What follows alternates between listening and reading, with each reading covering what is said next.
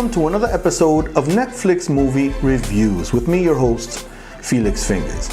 Today we have a series, but it's a different kind of series.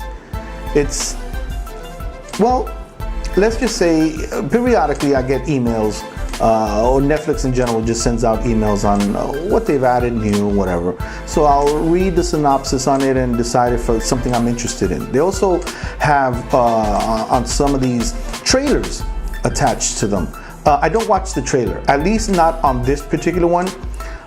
This one is called No Good Nick. It has to do with a teen who's a con artist. And once you see this on the screen, and you're feeling like, wow, this is terrible.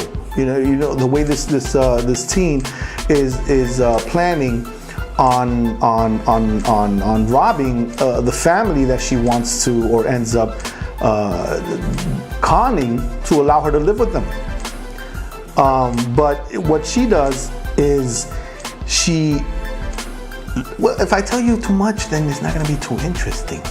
But the reason why I stood with it after I stopped it a couple of times was because of the people in it. I was surprised to have Melissa Joan Hart.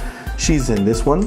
That Hart lady from Sabrina the Teenage Witch. That lady, that girl, she's the mother on this show. Sean Astin is the father or the husband.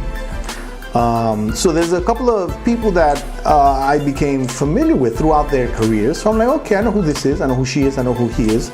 So I gave it a chance, and believe it or not, it is a funny show. So I gave it a chance. No Good Nick really did. I like, even though it's a negative concept, having the teenager be a con artist, and I don't want to say nothing about her parents, but that did throw me off a little bit. I'm like, wow, really? You're gonna put a teenager to be?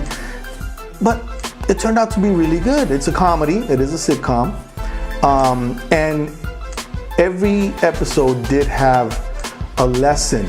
Even though we're assuming that this con artist is gonna rob and manipulate this family, in the middle she does have a change of heart. She realizes that they do care for her. Now, mind you, she's living now with a family that she wasn't raised with. Not only because she didn't know them, but because herself, she didn't have a family.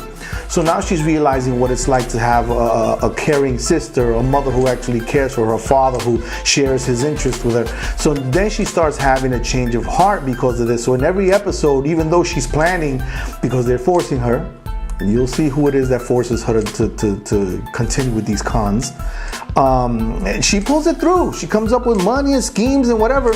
But then something will happen that'll just give her a change of heart. Like, I can't do this to this family. And it's it turned out to be really, really good. Again, because of the title, I'm sure a lot of you are skipping it. No Good Nick.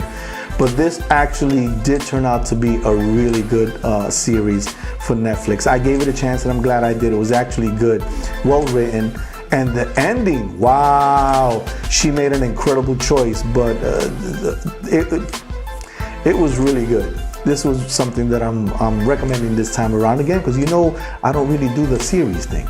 But lately I've been giving them chances, and they're turning out to be really good. So this time around, go check out No Good Nick, streaming now on Netflix. Till next time, keep streaming, and peace.